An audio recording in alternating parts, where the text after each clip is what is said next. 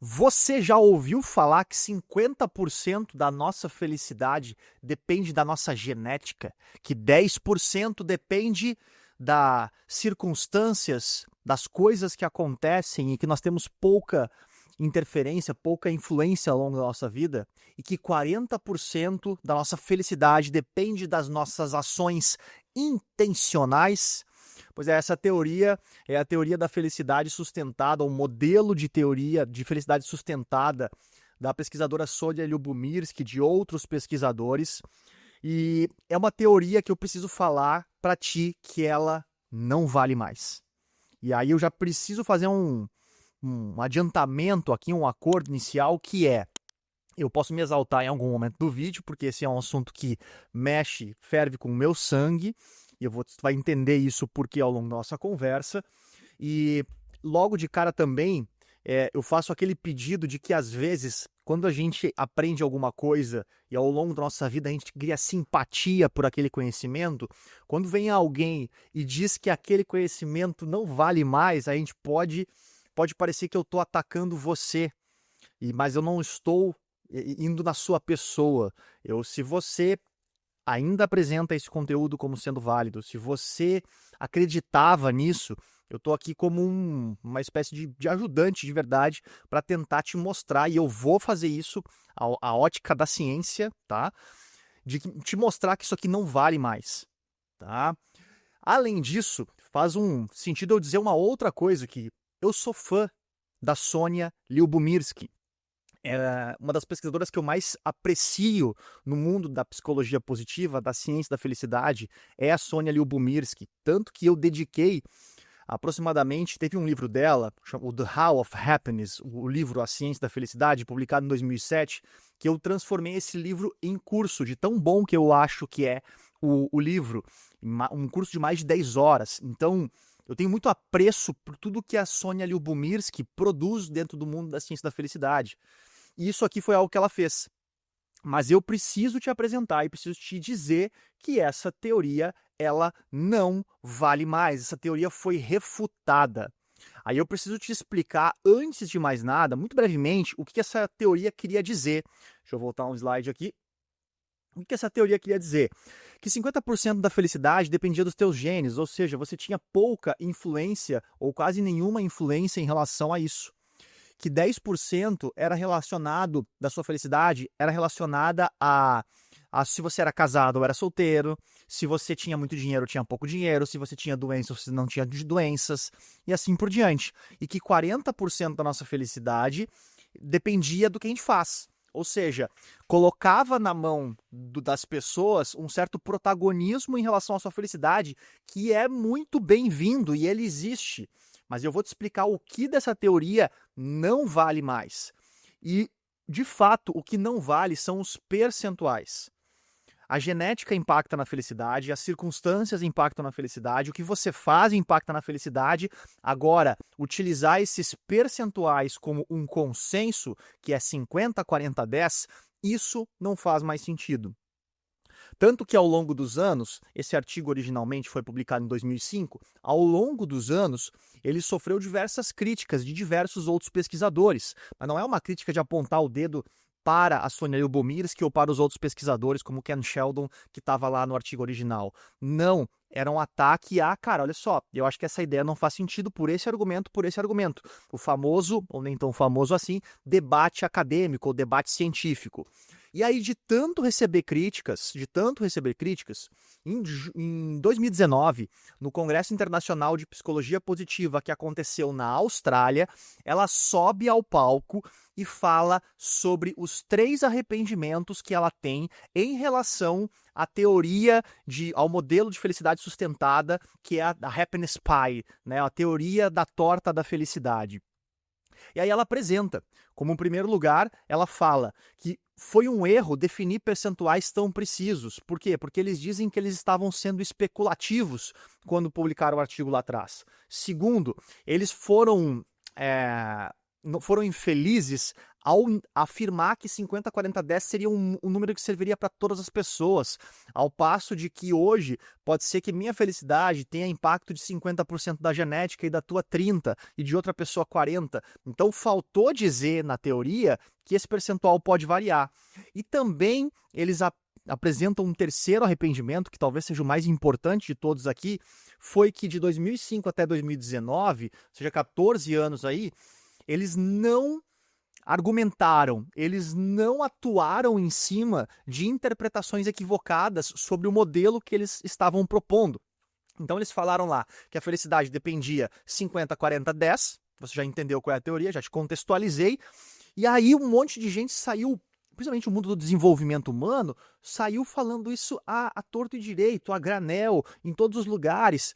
E eu já falei isso aqui, tem um certo aspecto positivo nisso, porque você entrega na mão das pessoas uma certa capacidade de protagonismo ali, mas também pode ser cruel ao passo de que uma pessoa que está vivendo em uma circunstância extremamente desagradável ou não favorável para o bem-estar, para a felicidade daquela pessoa, ela se sentir culpada por não estar feliz, porque só 10% da felicidade dela depende das circunstâncias.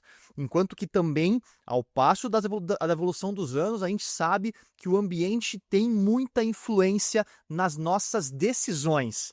Então, até pode ser um percentual maior no sentido de que as minhas ações determinam a minha felicidade, mas existe uma outra linha de pensamento que é entender o quanto as minhas circunstâncias influenciam as minhas ações. E se as pessoas estão no modo automático, elas vão ser basicamente frutos do seu ambiente, porque elas não estão saindo da bolha de reflexão. E aí elas acabam entrando num looping, numa espécie de roda da miséria.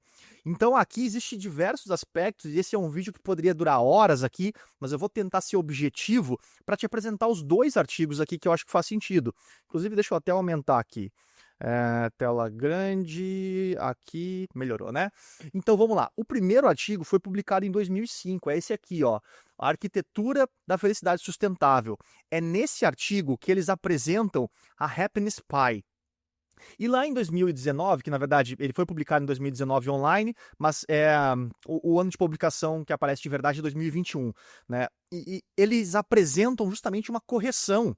Olha a humildade, né, dos pesquisadores aqui. Eles apresentam, olha só, logo no começo do artigo, tanto o Ken Sheldon quanto a Sonja Lyubomirsky, eles falam, olha só, a nossa teoria de felicidade, de modelo de felicidade sustentável, ela sofreu muitas críticas ao longo dos anos, principalmente o gráfico de pizza, e a gente está concordando com isso. Então eles já largam aqui dizendo assim, ó, ei, a gente recebeu críticas e a gente acha que vocês estão certos. Aquela coisa de estar sempre disposto a estar errado, de ter dois ouvidos e uma boca, né? Então eu preciso muito mais escutar os outros do que sair falando.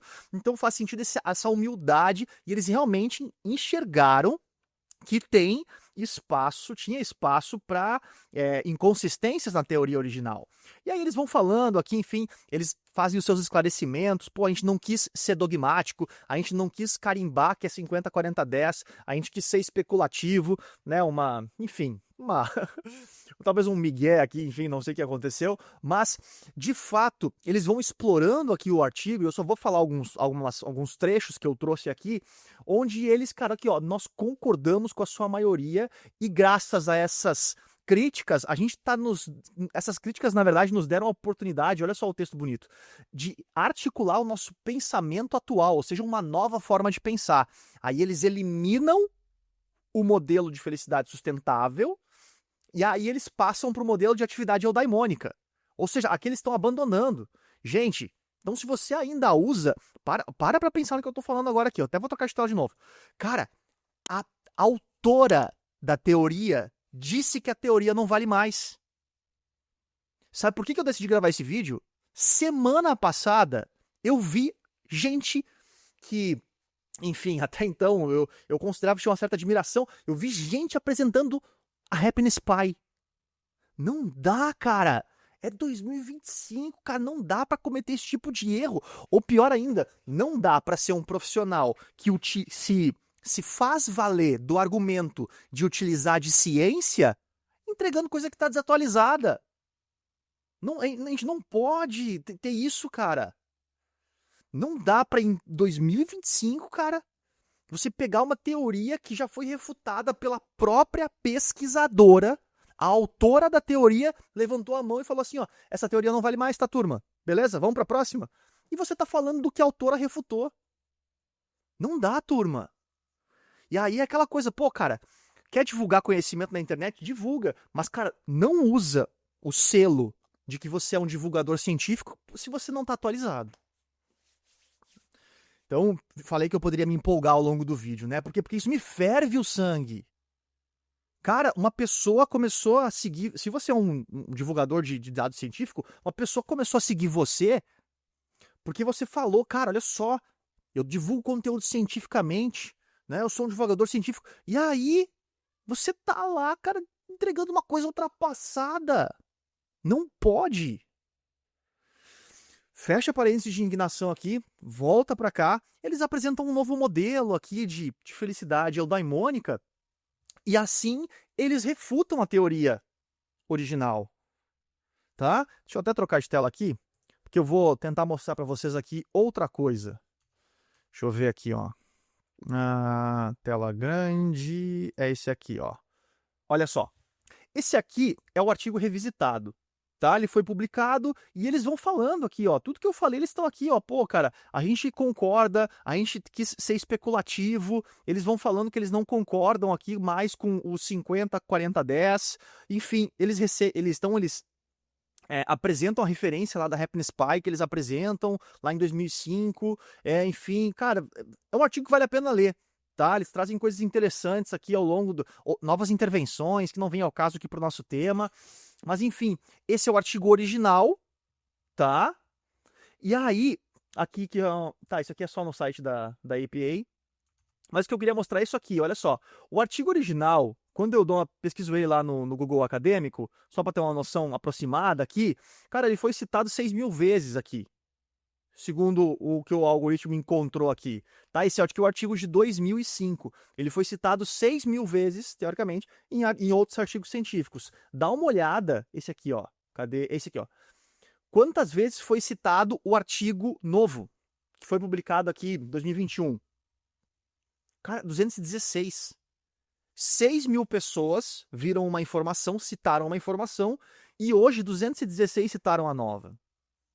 Então, tudo bem, tem uma certa lógica aqui que talvez não precise citar tanto, mas o que eu queria chamar a atenção aqui era, cara, é desproporcional a quantidade de alcance de uma informação e o alcance da atualização da informação. Pô, esses dias eu vi um dado de que quando um tratamento na área da saúde, ele para de funcionar, ele demora cerca de 17 anos para ser abandonado na prática. Por quê? Porque tem um médico, tem um profissional da saúde que aprendeu alguma coisa, essa coisa não vale mais, mas vai demorar em torno de 17 anos para ela sair de funcionamento dos médicos utilizarem aquele tratamento. Por quê? Porque demora para se atualizar. Cara, perigoso isso, né, na área da saúde. Mas vamos lá, vamos focar aqui pro nosso tema dentro da ciência da felicidade. Cara, isso aqui é uma questão de compromisso. Compromisso com quem você está entregando essa informação. Então a Happiness Pie ela foi refutada, gente. Deixa eu voltar para minha tela aqui dos slides. Aqui. Tela 2, aqui.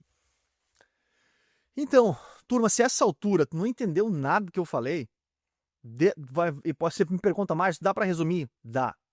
Olha só, a genética impacta na felicidade? Impacta. É a mesma coisa, eu faço academia X vezes por semana, você faz academia X vezes por semana, nossos treinos são de 1 hora, mas você talvez tenha mais benefícios do exercício em questão de redução de peso e de construção de massa muscular do que eu, por quê? Porque a nossa genética é diferente. A felicidade também é assim.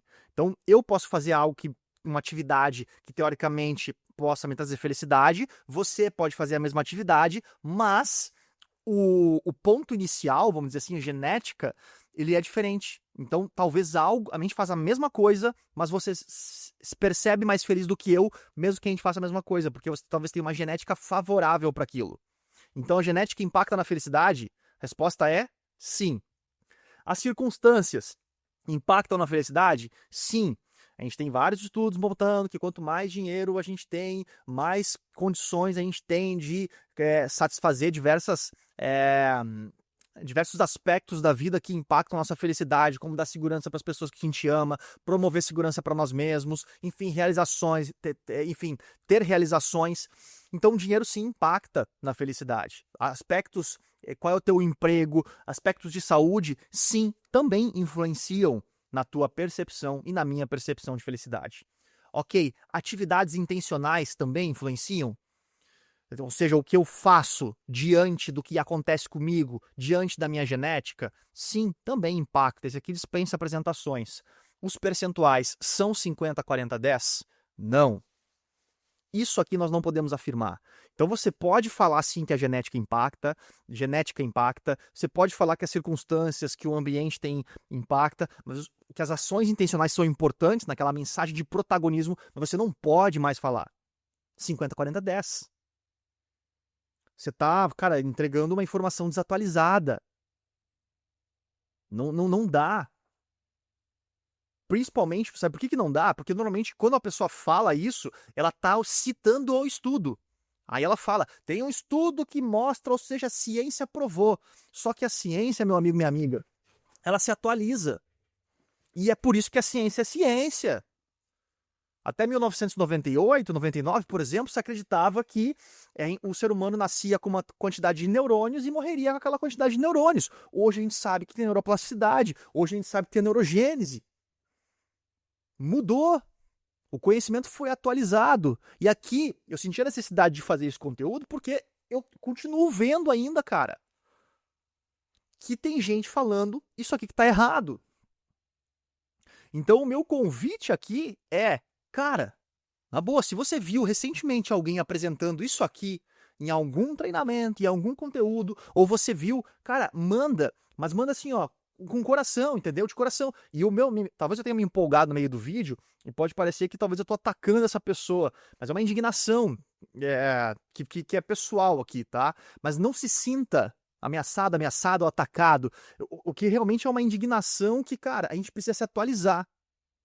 A gente precisa, cara, se a gente vai divulgar conteúdo científico na internet, cara, tem que ter bunda na cadeira, cara. Tem que ter compromisso, tem que revisar o que tá colocando. Não é só copiar. Ah, vi num treinamento, alguém me apresentou isso, peguei, copiei e colei no meu. Não, cara, pô, vai lá e checa, cara. Você tem que conferir. Né, senso crítico. Ou seguir pessoas que têm esse senso crítico e enfim, vão fazer essa revisão por você. Então essa é a minha mensagem, isso que eu queria dizer para vocês. Os debates aqui nos comentários estão abertos. Quero ouvir vocês, o que vocês têm a dizer sobre... Vocês sabiam que a teoria foi refutada? Um outro ponto importante, só para finalizar, para não passar de 20 minutos o vídeo. Existe a questão também de opinião de um cientista. Por exemplo, o Martin Seligman hoje considera que 15% é ambiente e 35% é atividade intencional. Vamos separar. Opinião de um cientista que eu amo e sou apaixonado é uma coisa, ciência é outra. Conseguiu pegar? Cara, a opinião do Seligman conta muito, tá?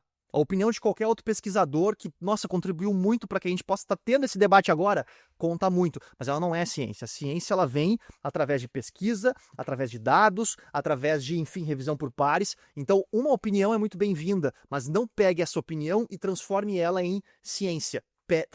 Saiba diferenciar a opinião de um cientista de pesquisa acadêmica.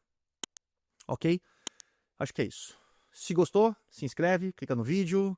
Clica no vídeo é ótimo, né? O protocolo de rede social. Se inscreva no canal, clique no sininho para assinar as notificações, curta e comente. Comentários, né? Eu sei que posso ter me empolgado um pouco aqui, porém, comentários polidos, né? Como a gente fala, cordialidade, né? Nos comentários aqui, ok? Me deixa saber o que você pensa sobre tudo isso e a gente se vê no próximo vídeo. Valeu!